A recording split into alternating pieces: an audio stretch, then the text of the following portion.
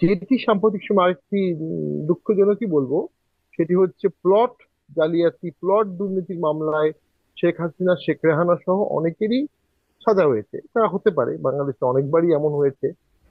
কিন্তু টিউলিপের নামে কোনো প্লট নাই, টিউলিপকে কনভিক্ট করা হয়েছে। এখন টিউলিপ সিদ্দিকীর নামে অভিযোগ হচ্ছে তিনি তার খালাকে প্রভাবিত করিয়া মায়ের নামে প্লট নিয়েছেন। ঠিক এইভাবে কি দুদকের মামলা হয়? প্লট একজনের নামে আর মামলা হবে আরেকজনের নামে। মানে আগেও হয়েছে, আওয়ামী লীগের আমলেও একেবারে যে হয়নি তা না, কিন্তু এতটা মনে হয় হয়নি। তো এই একটা একজনের কারণে তো পুরো মামলাটা ভবিষ্যতে আলোচিত হবে, সমালোচিত হবে। তো যখন আপনি ন্যায় বিচার করবেন, তখন আপনাকে ন্যায় বিচার করতে হবে। জি।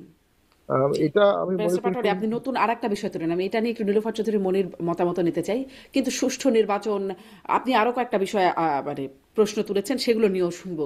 কিন্তু নীলোফার চৌধুরী মনি একটু সংক্ষেপে এটা নিয়েও বলবেন কিনা যে টিউলিপ সিদ্দিকের যে রায় হলো, আসলে অভিযোগ তো অনেকই হতে পারে, মামলাও অনেক হতে পারে, কিন্তু রায় হলো এরকমটা আপনি কি মনে করেন? মানে এবং রায়ের কারণ অভিযোগের যেটি ছিল যে শেখ হাসিনাকে চাপ প্রয়োগ করেছেন এবং প্রভাব বিস্তার করেছেন। শেখ হাসিনা খুব ইনোসেন্ট মানুষ, তাকে চাপ এবং প্রভাব বিস্তার করে তারপর তাকে আসলে প্রভাবিত করতে হয়েছে তার বোনকে প্লট দেখেন, দেওয়ার জন্য। এইখানে এইখানে শেখ হাসিনা একজন অ্যাডাল্ট মহিলা, টিউলিপ একজন অ্যাডাল্ট মহিলা, এবং তার মাকে যেটা বলছে উনিও একজন অ্যাডাল্ট মহিলা। তো এই একজন অ্যাডাল্টকে আরেকজন চাপ প্রয়োগ করতে পারে না। এটা এটা একদমই এটা আসলে আমি মেনে নিতে পারি নাই।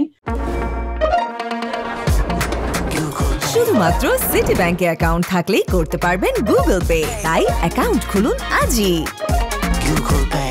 কারণ একজনের মামলার রায় আরেকজন বহন করবে কেন, যদি সবাই অ্যাডাল্ট থাকে? এখানে এখানে কেউ এখানে নাবালক নাই যে সেই নাবালকের মাধ্যমে এটা করা হয়েছে। সো আমি মনে করি যে এই জায়গা থেকে এটা পায়ে পা দিয়ে যুদ্ধ করার মতো সরকার ট্রাইব্যুনালকে ক্ষতিগ্রস্ত করলো এটা। কারণ ট্রাইব্যুনাল তো আন্তর্জাতিক ট্রাইব্যুনাল, আন্তর্জাতিক মাপের কাজ করবে, এটাই স্বাভাবিক, করার কথা ছিল, উচিত ছিল। কিন্তু এটা পরবর্তীতে এই যে এই ক্লুটা যে দিয়ে গেল, এই ক্লুটাই অনেক দূর পর্যন্ত নিয়ে যেতে পারে। এটা গ্রহণযোগ্যতা পাওয়ার কথা না সারা বাংলাদেশে। আমি যত টিউলিপ সিদ্দিকী যদি আমার ব্যক্তিগত শত্রু হতেন, আমি এই কথাটাই বলতাম।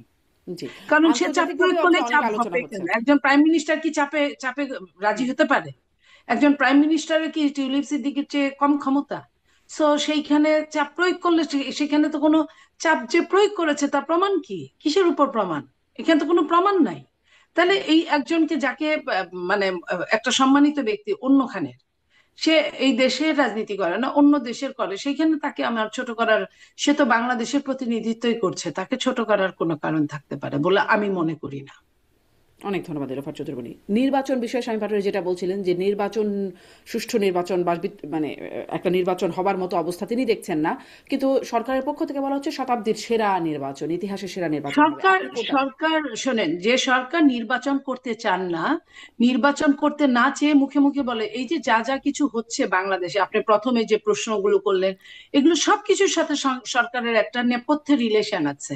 সরকার নিজেই চান না যে এই দেশে নির্বাচন হোক। যদি তাই চাইতেন, তাহলে সরকার কিন্তু অবৈধ অস্ত্রগুলো এতদিনে বের করে ফেলতে পারতেন। কতগুলো থানার অস্ত্র এখন পর্যন্ত মানুষের হাতে হাতে ঘুরছে, তারা বৈধ অস্ত্র পর্যন্ত জমা রাখেন নাই এখন পর্যন্ত, যেটা 6 মাস আগে নির্বাচনে যাদের ঘরের বৈধ অস্ত্র আছে ওগুলো জমা নেওয়ার যে রুলস এর মধ্যে পড়ে, সেটা করে নাই। তারপরে আপনার অবৈধ অস্ত্র যেগুলো আসছে বিভিন্ন পথ দিয়ে, যেটা সব সময়ের জন্য আপনার ধরা হয়, আপনি দেখেন এর মধ্যে ওরকম কোনো অস্ত্র ধরা পড়ছে না।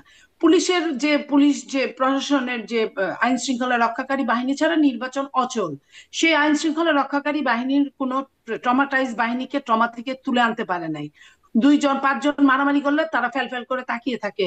এই পুলিশ দিয়ে 300 আসনের একদিনের নির্বাচন, হাউ ইট পসিবল?